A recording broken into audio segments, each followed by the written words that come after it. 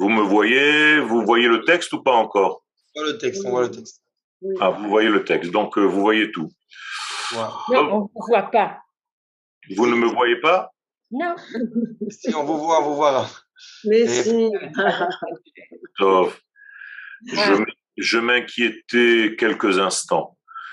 Tov, Bezrat Hashem. Et je suis très heureux de vous voir, même si nous clôturons aujourd'hui notre année d'études. Je vous ai fait un petit résumé. Et d'abord, je veux vous remercier pour votre sérieux, pour votre participation à tout ce que nous essayons de faire et que nous faisons avec l'aide d'Akadosh Baruch Hu. Le début de l'année prochaine, il y aura une structure qui va un petit peu différencier de ce qu'on connaît maintenant. On cherche toujours à améliorer et Be'ezrat Hashem, nous faisons et Akadosh Baruch Hu est avec nous. Alors, pour clôturer donc cette année, je vous propose un sikoum, une conclusion que j'ai préparée volontairement pour clôturer cette année, pour ne pas tomber dans un détail de plus dans cette Torah de Kabbalah.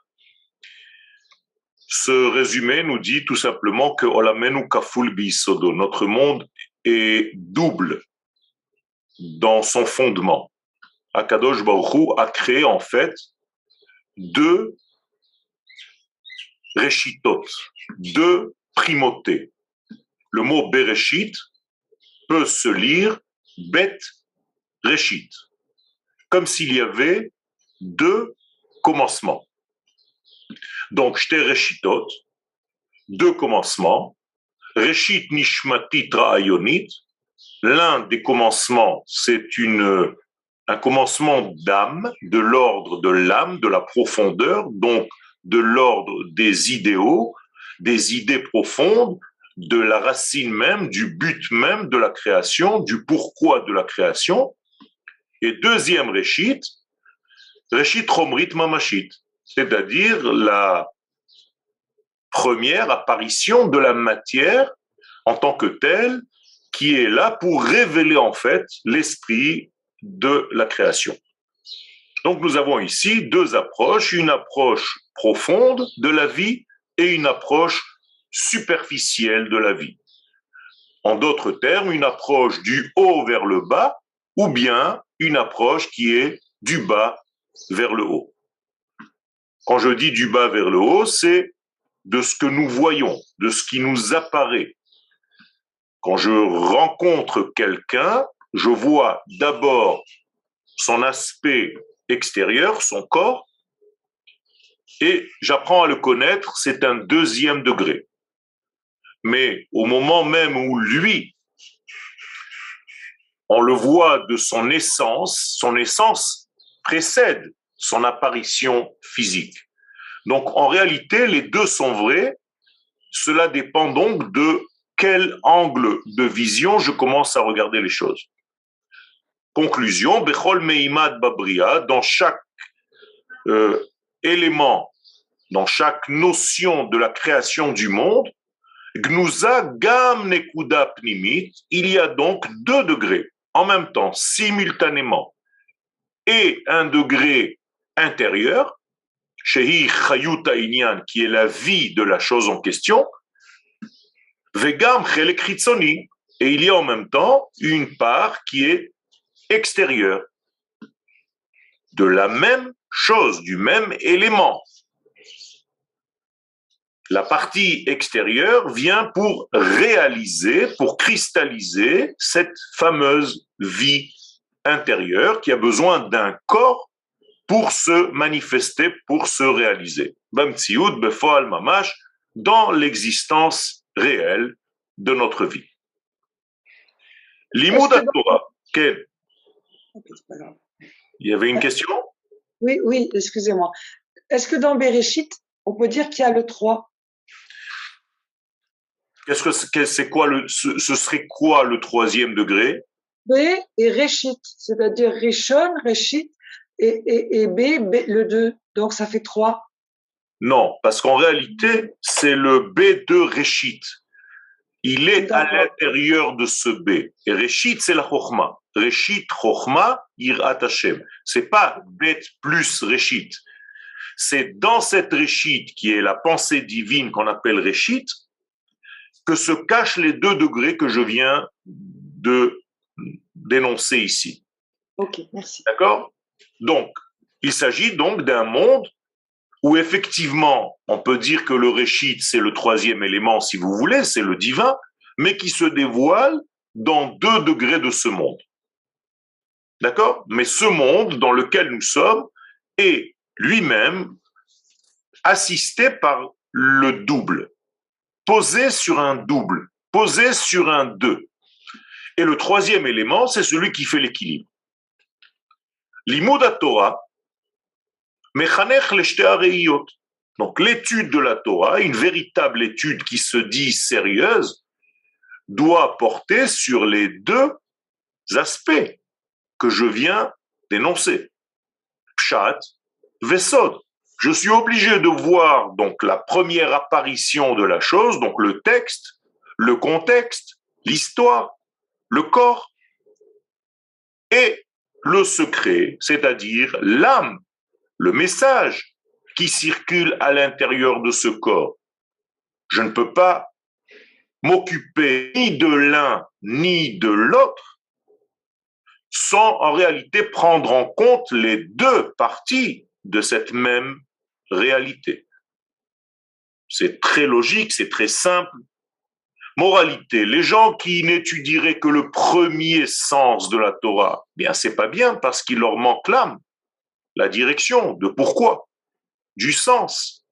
Et ceux qui n'étudient que le secret des choses, eh bien, ils n'arrivent pas à vivre la chose en question dans la réalité de la vie parce qu'ils ont négligé, eux, la partie superficielle. Donc les 2 sont la même maladie. La maladie de ne voir que le dedans ou bien la maladie que de ne voir que le dehors. La santé d'Israël, c'est de voir les 2. Et donc la Torah nous force quelque part dans une éducation à étudier les 2 parties de la Torah, les 2 approches de la Torah. Donc on n'a jamais négligé le corps sans négliger non plus, chas vechalila, l'âme ou bien l'esprit. Un esprit sain dans un corps sain. Voilà l'équilibre d'Israël. Donc, Rov Israël, malheureusement, beaucoup dans le peuple d'Israël, n'ont étudié que la partie superficielle, sans véritablement s'adonner au secret, au sens profond, au sens de la direction de la chose. Un instant, il y a quelqu'un qui frappe, je dois ouvrir.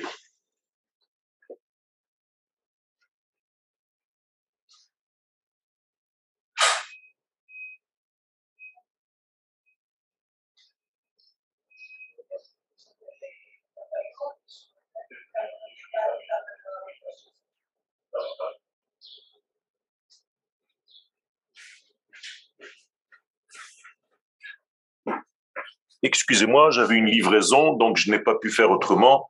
Je vous demande Mechila. Donc malheureusement, la plupart d'entre nous, pendant des générations, des centaines d'années, des milliers d'années, n'ont fait que se préoccuper de la partie superficielle.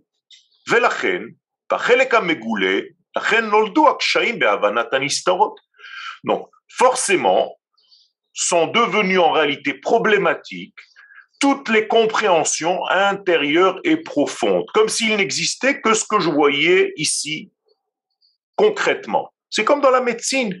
On a développé pendant beaucoup de temps une médecine qui n'est que superficielle, corporelle, qui ne s'occupe que de l'apparence des choses, au lieu de s'occuper de la guérison de l'être intérieur. Mais c'est exactement comme la Torah. Ça va avec le pshat et le sod. Dans l'art, c'est pareil. Si je prends le côté artistique, pendant beaucoup d'années, des milliers d'années, on s'est occupé que de l'apparence d'une œuvre. C'est-à-dire qu'on va dessiner comme une photographie. Et seuls les peintres qui ont compris qu'il y a un message à faire passer à l'intérieur même des êtres, à savoir même peut-être raccourcir les traits pour donner aussi une essence, eh bien, ça a donné une abstraction qui au départ n'était pas comprise. Mais c'est exactement la même chose au niveau de tous les domaines de notre vie. Et donc, il y avait Havanat Arayon Agnuzim, il y avait un problème de la compréhension des choses secrètes. Bemsarim Elohim Agnuzim Bechol Sipurei Hatanakh. Ce qui fait que les gens voyaient l'histoire biblique comme une histoire, comme toutes les histoires. Il y a eu des êtres qui ont fait telle et telle chose, et ça a évolué, et le peuple d'Israël était un peuple d'esclaves en Égypte, il est sorti d'Égypte, et Dieu l'a conduit dans un désert. Vous comprenez que rester dans ce degré de l'histoire, c'est en réalité occulter le sens même de tout ce programme divin. Vous croyez qu'Akadosh Baruch Hu est venu pour nous raconter des histoires? Il y a un problème, tout simplement. Juste quand je vous le dis, vous entendez que c'est pas normal. Donc, Gisha Kazot, She'eina, Ela, la Chelek HaChitzoni shel la Torah, une approche telle que celle-ci, qui n'est que dans la partie superficielle de la Torah, Ma'atzima ou marba et ashpa'at midat haddin al ha'olam. Bien, étant donné que la personne ne s'occupe que du côté extérieur, qui est donc limité, qui est donc sclérosé, qui a donc mesuré, eh bien, ce qui va apparaître dans le monde, c'est seulement la vertu des mesures. La vertu des mesures se dit dans la Kabbalah midat hadin.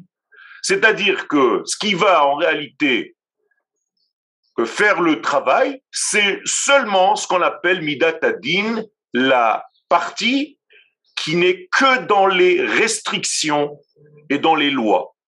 Ce qui d'ailleurs a donné naissance à un monde de halakha, pur et dur, sans compréhension de quoi que ce soit à l'intérieur. C'est-à-dire que s'il y a 100 ans, vous demandiez pourquoi on fait comme ça, on vous disait c'est comme ça, c'est tout. Je ne sais pas. Il n'y a pas de sens.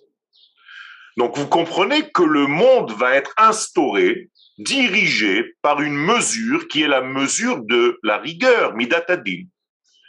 Ce qui va engendrer, et regardez comment c'est intéressant, ke'asim sin'a mitzad ha'yeush. Ça va engendrer des éléments de colère chez les êtres qui n'étudient que de cette manière-là, en tout cas que la Torah leur a été proposée de cette manière-là, eh bien il y a une colère qui va s'installer à l'intérieur des êtres, de la haine, et tout ça à cause d'un désespoir, comme si nous étions en réalité acculés à faire des actes superficiels qui n'ont aucun sens, parce que tu n'enseignes pas le sens profond des choses. Limud asod bizman hageula mitparetz. Donc la génération messianique ne peut plus supporter cela. Et donc il va y avoir une explosion de cette étude profonde qui a été négligée durant plus de 2000 ans. Donc vous comprenez pourquoi il y a un engouement aujourd'hui, pourquoi il y a une explosion, un désir, une course à l'étude de la Kabbalah aujourd'hui. Bimiuchad mikocha shel chutzpah. Et ceci va venir par une chutzpah. Rappelez-vous ce que veut dire le mot chutzpah, c'est-à-dire que nous ne pouvons plus vivre de cette manière-là, limitée, dans une Torah étriquée, et donc va sortir en réalité une certaine explosion de la population qui n'est pas toujours bien gérée, qui est peut-être même presque à la limite de l'arrogance, mais nécessaire. Car cette arrogance va casser les degrés établis pour offrir quelque chose de nouveau, pour offrir justement ce qui a été négligé pendant trop longtemps. Et donc, cette chutzpah, cette arrogance, cette explosion va devenir kli, l'ustensile, les hachalat or Hashem aganus, pour contenir la lumière d'Hachem la plus cachée. Il y a donc ici un paradoxe. Si on avait continué dans une Torah tranquille, eh bien on se serait endormi dans cette Torah tranquille qui n'a aucun rapport avec la Géoula. Pour que la lumière de la Géoula vienne, il fallait que quelqu'un vienne et brise tout ce qu'on avait l'habitude de faire jusqu'à maintenant. Et donc, à pénétrer d'une manière assez brutale, je dirais, la notion de Kabbalah dans l'étude de la Torah pendant ces 50, 100 dernières années, c'est devenu quelque chose de très important et chaque jour qui passe, ça devient de plus en plus important. Pourquoi? Parce que les gens comprennent intuitivement que sans cette Torah, la Torah n'a pas de sens, en tout cas pas chez l'homme, et l'homme a besoin de goûter. Le Rambam appelle cela ta'am, te'amim, donne du goût. Fasse que ce soit beau, que ce soit bon. Comme quand tu prépares aujourd'hui une assiette à manger par un grand chef, il faut qu'il y ait aussi de l'esthétique, en plus de ce que tu vas manger. Donc tu as le côté superficiel et non moins le côté intérieur qui va nourrir la personne qui mange ce plat. Félicien, allez-y. Raviel, est-ce que c'est la première fois que nous vivons de cette manière aussi intense dans notre histoire, après toutes les catastrophes qui nous ont touchés? Jamais. C'est la première fois de toute l'histoire humaine et de toute l'histoire d'Israël en particulier que nous venons de libérer en réalité cette Torah qui était cachée dans le dernier exil. Vous vous rappelez? Est-ce que c'est lié à notre retour? C'est lié à notre retour parce que tout simplement, et j'y arrive, c'est la Torah qui est liée à la terre elle-même d'Israël et au retour d'Israël sur sa terre. La terre d'Israël n'est pas une terre superficielle, donc elle exige une demande. Elle demande une étude approfondie. Ah, justement, moi j'ai une question par rapport à ça. Ouais. Il me semble justement ce que vous dites, Manito aussi disait dans le sens qu'il n'y a que ceux qui n'ont pas étudié la Kabbalah qui pouvaient en fait être antisionistes, si je me souviens bien. D'accord, ça va ensemble. Moi je me pose la question aujourd'hui où on voit des gens qui a priori étudient la Kabbalah et qui malgré tout continuent d'être contre le sionisme, etc. et la Géoula. Tout à fait, tu as raison. Tout simplement parce qu'il y a, même dans l'étude de la Kabbalah, lorsqu'elle n'est pas comprise, eh bien, elle peut elle aussi devenir, en fait, l'étude d'une structure mathématique, de certaines sphères qui se maintiennent de telle ou telle manière, avec des circulations de lumière, sans réellement comprendre, encore une fois, le sens. Ça veut dire que même dans le Zohar, il y a le Pshat et il y a le Sod. Et si tu ne prends que la position, le positionnement des mondes et la circulation de la lumière, eh bien tu peux t'arrêter au premier degré. Donc tu es censé étudier les profondeurs de la Torah et pourtant tu ne t'arrêtes qu'au premier degré, à la structure de toutes ces séphirotes. La Torah d'Eretz Israël, la Torah que le Rav Kook nous donne, c'est une Torah qui va faire en sorte de comprendre le cheminement tout entier. Et sans cette Torah, eh bien, je vais utiliser les paroles du Rav Kook, Tagia hakara shel Eretz Israël betsura metushteshet. Tu vas avoir une vision de la terre d'Israël d'une manière brouillée. Tu ne peux pas comprendre et concevoir ce que c'est la terre d'Israël sans l'étude de cette Torah qui est la Torah du Klal. Et encore une fois, j'espère que j'ai répondu à ta réponse. Ce n'est pas seulement la structure des sphirotes, mais le sens profond de ce qu'elles veulent dire. Et là aussi, on peut tomber dans un piège. Et donc, ça veut dire qu'il y a des gens qui comprendront, enfin, malgré on dialoguera avec eux, ils capteront pas ce point-là, quoi. Tout à fait. Donc, il faut éduquer une nouvelle génération à ouvrir ces notions de Kabbalah pour leur donner un sens. C'est ce qu'a fait le Rav Kook. C'est-à-dire que lorsque le Rav Kook va parler du Chesed, il va pas seulement parler d'une sphère qui se trouve à droite de l'arbre des Sphirot, il va expliquer qu'en réalité, le monde est géré par cette notion de partage, cette notion de don. C'est en réalité la circulation même de la vie. Sans que tu parles de cela, eh bien, la sphère de Chesed va rester un concept. Et donc, la Torah essentielle, c'est la Torah qui relie tout ceci à la vie. Ken, je vous écoute. Tout le temps, j'ai envie de dire qu'on comprenne les pasuk qui mitzion teitze Torah ou dvar Hashem Yerushalayim. Il y a aussi ces deux niveaux Tout à fait. C'est les deux niveaux que nous avons déjà vus dans beaucoup de Bereshit, dans Mashiach ben Yosef et Mashiach ben David. C'est la même chose.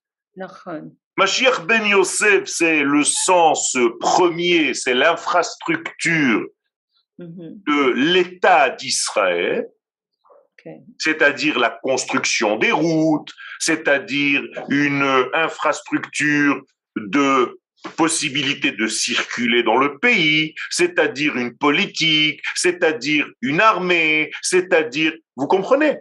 Et Mashiach ben David, c'est le côté de l'esprit qui va remplir tout ce fonctionnement matériel, entre guillemets.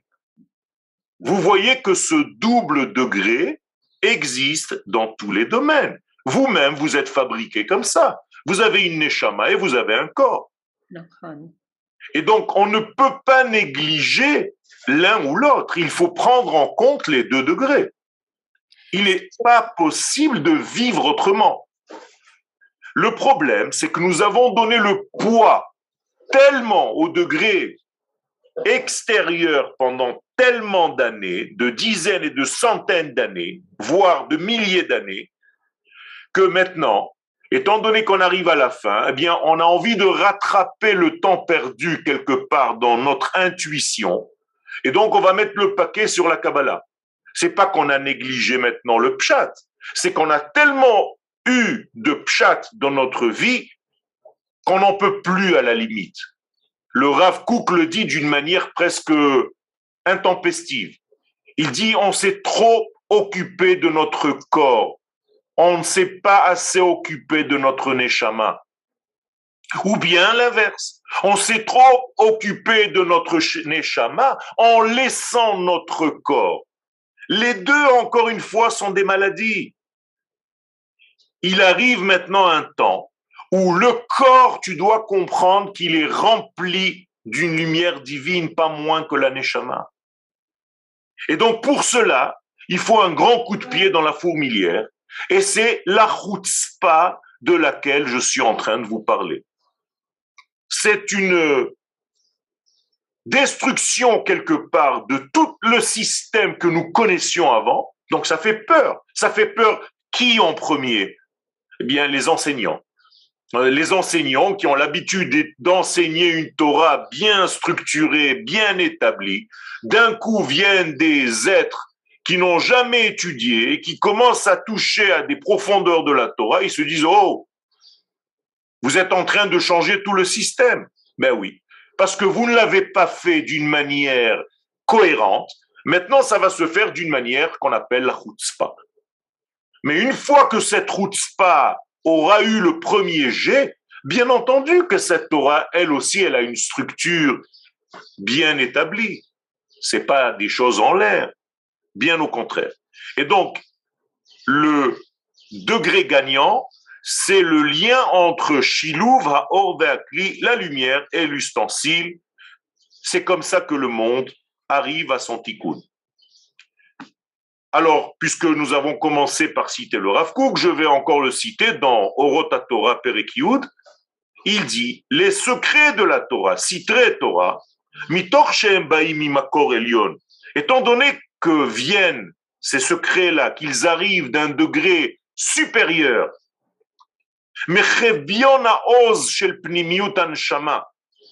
qui vient du degré caché, le plus caché de l'âme, qui est une parcelle divine, une parcelle supérieure. Bien, parce que ces degrés de Torah, ces secrets viennent de ce degré-là, très très élevé, c'est pour ça que ces secrets peuvent rentrer dans tous les cœurs. Écoutez bien, pas seulement ceux qui ont étudié la Torah, même ceux qui ne l'ont pas étudiée. Au contraire, demain, je commence un cours dans un restaurant à Tel Aviv pour des gens qui n'ont jamais étudié. Vous croyez qu'ils ont la patience de commencer à étudier les halachot de Shabbat? Jamais ça pourra attraper.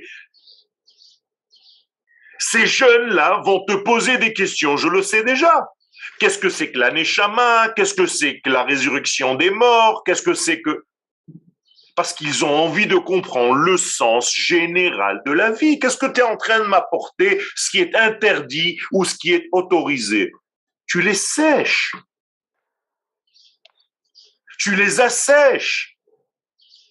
Et donc, en réalité, parce que cette Torah vient d'un degré tellement élevé, elle peut pénétrer dans tous les cœurs.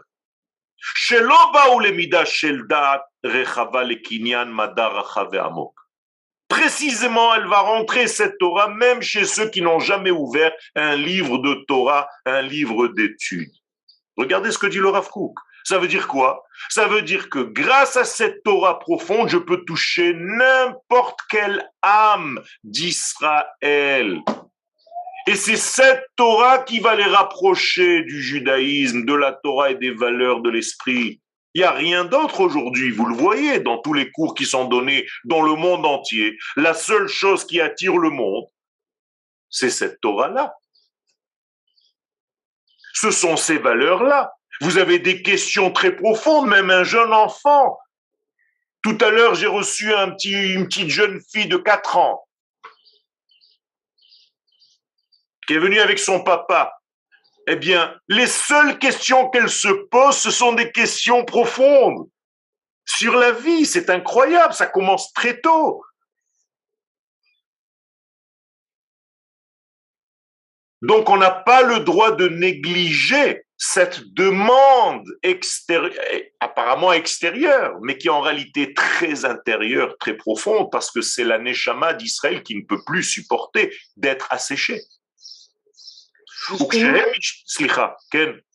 Excusez-moi. Justement, je me posais la question de voir que beaucoup sans vouloir les critiquer, de rabbins maintiennent cette manière d'enseigner. Il y a une sorte d'étouffement de la vitalité qui est actuellement a besoin de s'exprimer et ça peut créer de la colère, J'en ai parlé tout à l'heure. J'ai dit que ça amène de la colère. Mais ce qui est inquiétant, c'est quelle est la peur qui est là chez les rabbins? Qu'est-ce qui leur fait peur en fait? Ce qui fait peur, c'est qu'on touche à des degrés tellement profonds qu'en réalité, étant donné que malheureusement, certains enseignants eux-mêmes n'ont jamais étudié cette étude-là, et donc ils n'ont pas de réponse à donner. Et lorsqu'ils n'ont pas de réponse à donner, ils vont perdre ces élèves, et ces élèves vont aller voir d'autres personnes. Alors encore, si ça reste en terre d'Israël, d'accord, mais si tu vas au Pérou et au Tibet pour aller recevoir des réponses chez le Dalai Lama, pourquoi? Et c'est ça qu'ils n'ont pas compris. Et comme il y a une génération entière d'enseignants qui n'a pas étudié cette étude-là, il y a un manque.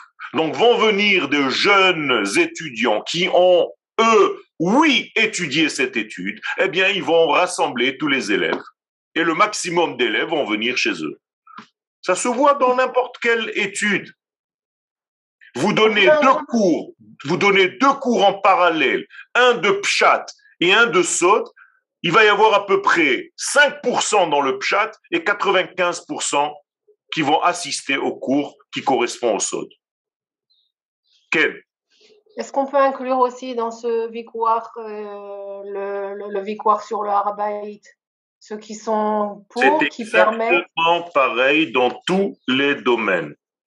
C'est la même chose qui se reflète au fur et à mesure qu'on rentre dans l'intériorité des choses.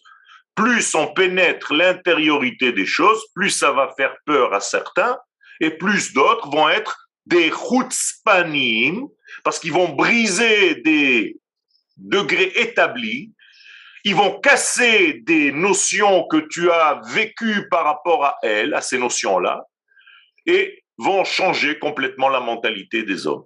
Donc, effectivement, tout ceci se rejoint. Regardez le chat, regardez le chat, c'est intéressant. Pardon? Dans le chat, il y a Myriam qui parle. Il y a Myriam qui parle. Alors, je regarde ce qu'elle me demande. Qu'est-ce qu'elle a dit, Myriam? C'est une génération, le Mashiach Ben Yosef, c'est pas une génération. Non, le Mashiach Ben Yosef, c'est aussi un phénomène qui s'occupe. Non, ce n'est pas ça que j'ai écrit. Ben oui, mais il y a quand même une question qui est là avant la vôtre. Mon père. Alors, la deuxième question, dont on est encore dans la mystique kabbalistique, la rencontre avec le prophète Elisha qui lui dit que la délivrance approche. Ok, quel restaurant? Quel restaurant? Je ne veux pas encore dire le nom parce que c'est pour des gens qui n'ont jamais étudié. Donc, pour l'instant, c'est pas ouvert au grand public. Mon père me faisait étudier le Shulchan Aruch à l'âge de 12 ans. Le dimanche, c'était difficile et j'ai une compréhension de la religion compliquée. Effectivement, c'est exactement de ça que nous parlions tout à l'heure. S'il avait touché à des questions plus au niveau de votre âme, peut-être que ça vous aurait attiré davantage. Le problème dont vous parlez, pour certains, va-t-il apporter avec lui avec la faute et un rapport avec la faute des explorateurs? Bien entendu, la faute des explorateurs, c'est de rester en réalité dans le ciel des valeurs et ne pas comprendre qu'il y a une sainteté au niveau de la matière, donc de la terre d'Israël. Donc les Meraglim, c'est la source même de la chrétienté. On trouve des bons cours de Sod sur Internet, en plus des vôtres, si notre Neshama veut étudier plus. Effectivement, Baruch Hashem, Ken Irbu. On n'a pas ici la prétention de vous garder avec nous pour dire il n'y a qu'ici que ça se passe, mais encore une fois, il faut étudier dans un sens où on prend en compte la vie du peuple. Vous pouvez encore une fois rentrer dans des cours de Torah Tassod, mais qui ne parlent jamais de la nation d'Israël, de la terre d'Israël. C'est déjà une lampe, une ampoule qui doit vous dire attention.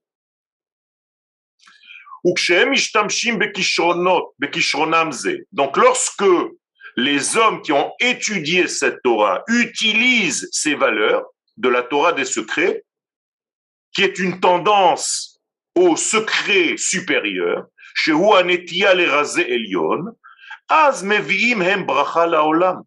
dit le Rav Kook, ça amène de la bénédiction et un lien dans tous les mondes.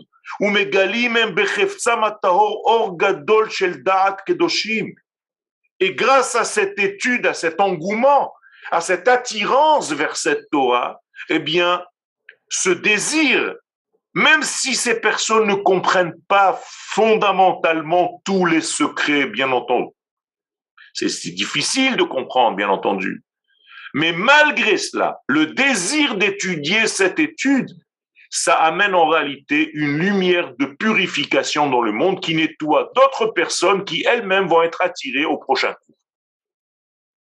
C'est-à-dire il y a un effet exponentiel qui va attirer de plus en plus de monde à ce genre d'études parce que ça touche un degré commun.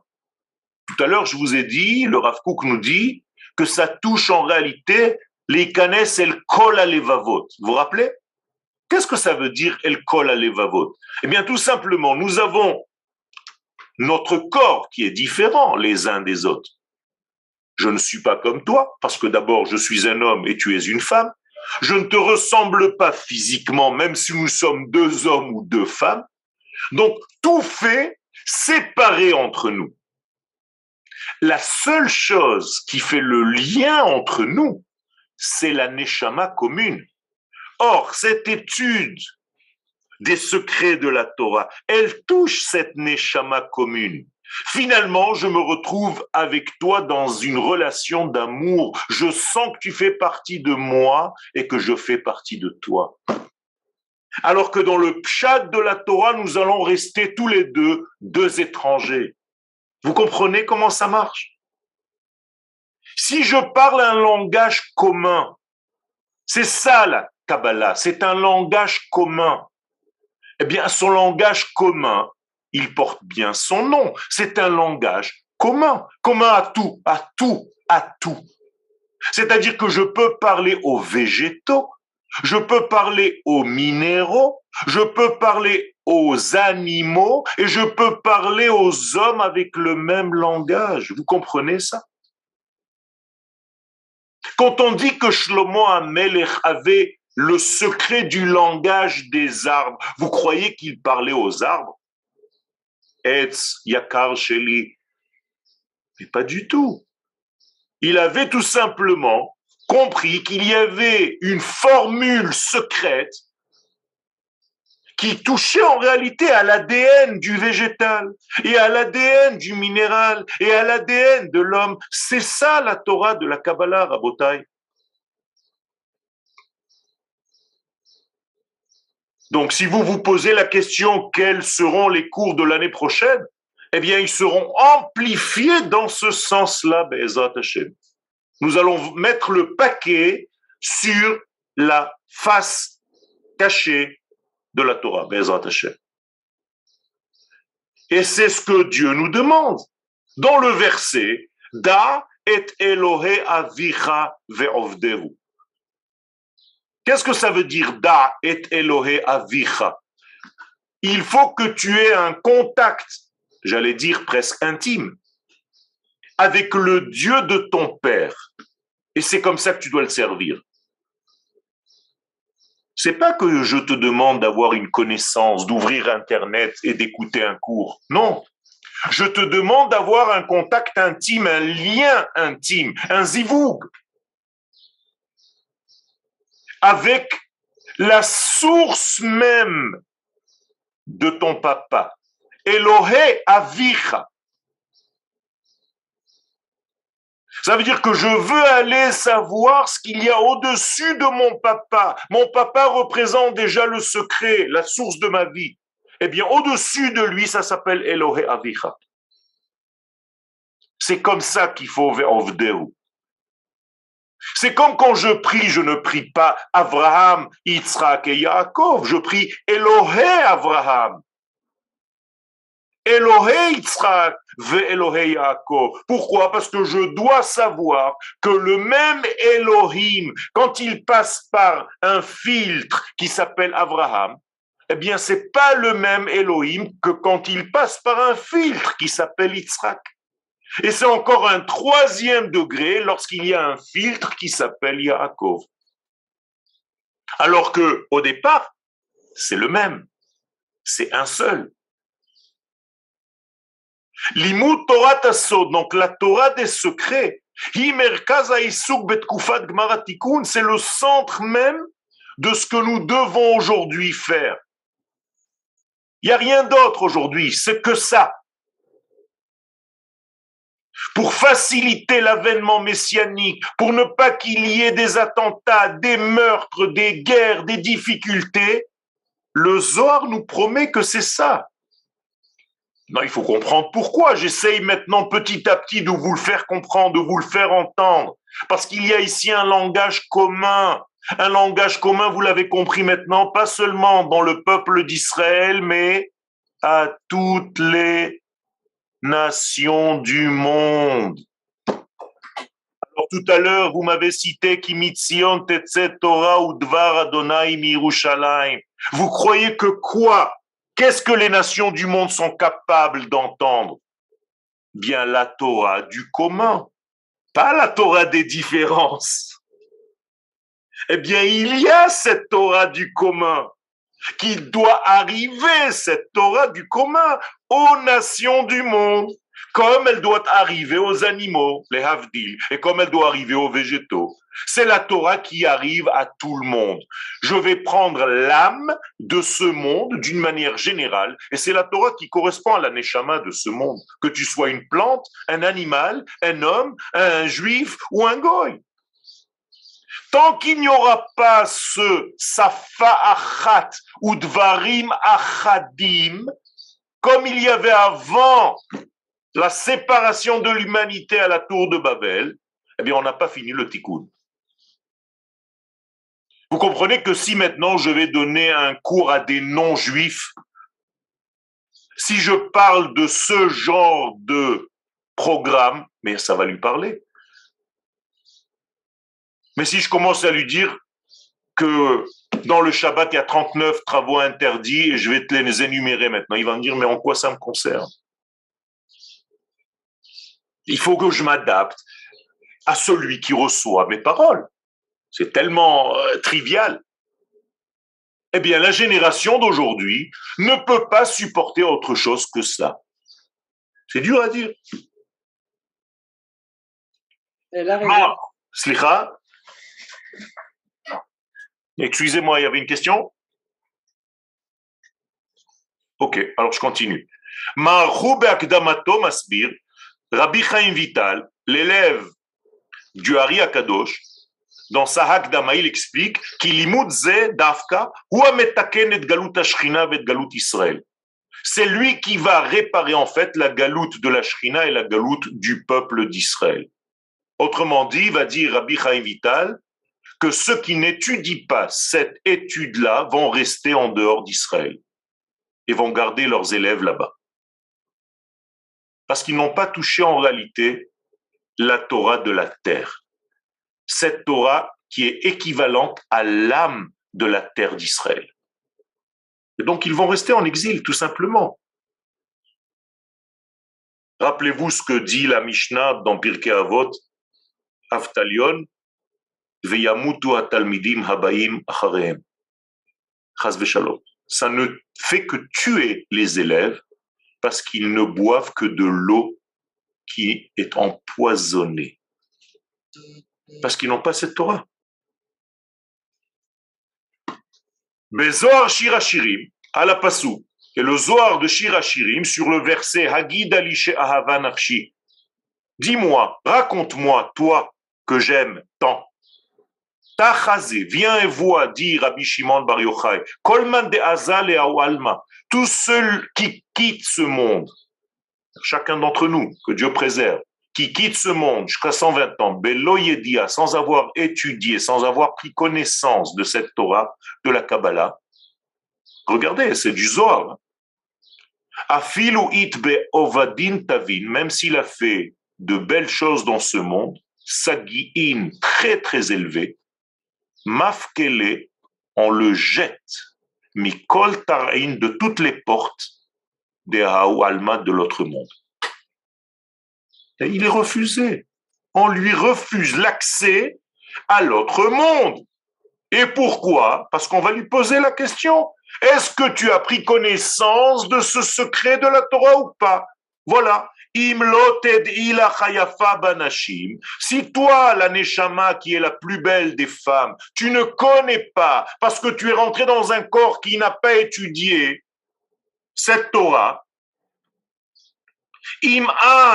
si toi, Atia, Bela Yedia, si tu es venu dans notre monde, le monde des âmes, sans cette connaissance, Vela Istakelat Bechochma, et tu n'as pas approfondi cette sagesse, Ad la Atit Lehacha, et tu es venu ici, Veloyadat Razin, et tu ne connais pas les secrets des Alma du monde, il a du monde supérieur, Afilou, même si tu es Hayafa Banashim, la plus belle des femmes, Bemitzvot, que tu as fait toutes les mitzvot et toutes les maasim tovim, toutes les bonnes actions du monde, let ant kedait, tu n'es pas apte les me'al hacha de rentrer ici. S'il te plaît, tz'i lach, sors d'ici.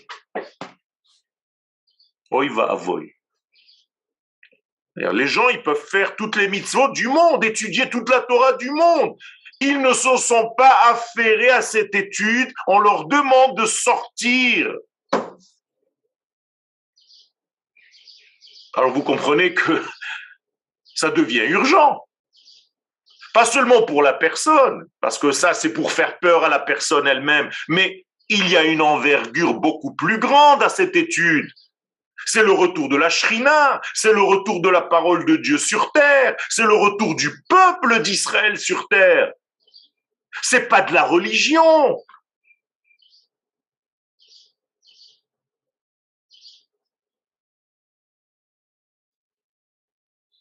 Après 2000 ans d'exil, Anu asukim hayom be'ashavat hashchina limkoma haraoui la be'eretz Israël. Notre première préoccupation aujourd'hui, c'est pas toi, moi, elle ou lui. C'est le retour de la Shekhinah, de la présence divine sur la terre d'Israël. C'est tout ce qui nous intéresse. À 3 reprises dans le Zohar, Bishlosha mekomot ne'emar, ki gzerat hagalut hayta le'elef shanim bilvad, que normalement on aurait dû être en exil 1000 ans, et pas 2000 ans. Là, ça fait déjà 2000 ans. Ça veut dire qu'on a 1000 ans supplémentaires sur le temps qu'on devait rester en exil. Pourquoi?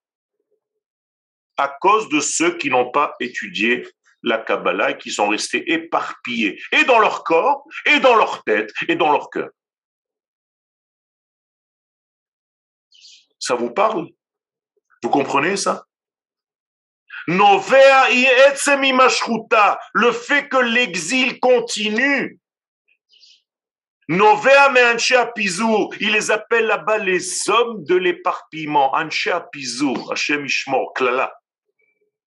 Les hommes explosés dans leur être. Kegon mishayu beshloshet yemei ha'afela bemitzrayim, il les compare à ceux qui étaient dans les 3 jours de Makat Rocher en Égypte, de la plaie des ténèbres. C'est-à-dire, c'est des hommes qui ne voient rien. Anashim Galutim, ce sont des hommes dont la mentalité est une mentalité d'exil. She'einam mevinim et chashivuta shel nachalat Hashem, qui n'ont aucune importance dans la terre d'Israël, Eretz HaKodesh, la terre du Saint béni soit-il. Ils ne comprennent même pas l'importance de cette terre. Tout ça parce que tu ne peux pas la comprendre, cette importance de cette terre, tant que tu n'as pas étudié les secrets. Okay? Le Rav Kook, clairement, premier paragraphe du premier livre qu'il a écrit. Al-Yede Zilzul be'akarat harazim ba hakara shel Eretz Israël betzura metushteshet. Si tu ne connais pas les secrets de la Torah, tu t'éloignes des secrets, la terre d'Israël sera une notion embrouillée dans ta tête. Tu ne comprendras rien. Ve'agalut timtzachen be'enei atzmuta. Et l'exil va commencer à retrouver grâce à tes yeux. Donc tu vas repartir tranquillement, sans te faire même du mauvais sang. Ou alors tu peux rester là, mais être en exil quand même. D'accord, c'est encore moins grave, quand même. Ça veut dire que tu es là, tu es dans le mouvement, tu es dans le train. Tu es dans le train, mais tu dors. Mais tu es dans le train. Il vaut mieux être dans le train et dormir dans ton petit wagon que d'être à l'extérieur du train éveillé, en croyant que tu es éveillé. Ok. Donc il faut en premier lieu que tout le monde revienne. C'est ça l'urgence aujourd'hui. Il n'y a pas un cours où je ne parle pas de cela. C'est récurrent. Parce qu'il y a un message. Je m'en fiche de me répéter.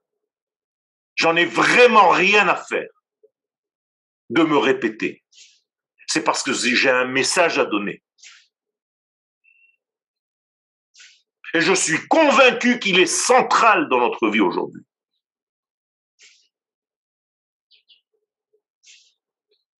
Alors on est arrivé à la fin de notre cours, on a même dépassé le temps. je vous demande là pour ce petit vol. Je vous souhaite donc, Be'ezrat Hashem, je pense qu'on a touché un petit peu à l'essentiel. Vraiment, je vous remercie d'être aussi fidèle. Vraiment, j'ai un lien avec vous très, très, très, très fort. Merci beaucoup. Et je vous aime de tout mon cœur, de tout mon âme. Et vraiment, tout ce que je fais ici, c'est pour vous partager cet amour de cette étude, de cette terre, de notre peuple, d'Akadosh Baruch Hu, de notre Torah. J'espère que vous ressentez cet amour que j'essaye de partager. Bien sûr qu'on le ressent. On le sent et on le redonne aussi. Passer un été, passer un été plein d'équilibre, et Be'ezrat Hashem, on se retrouvera Bekarov dans des smachot. Amen, Kenny Ratzon. Amen, amen.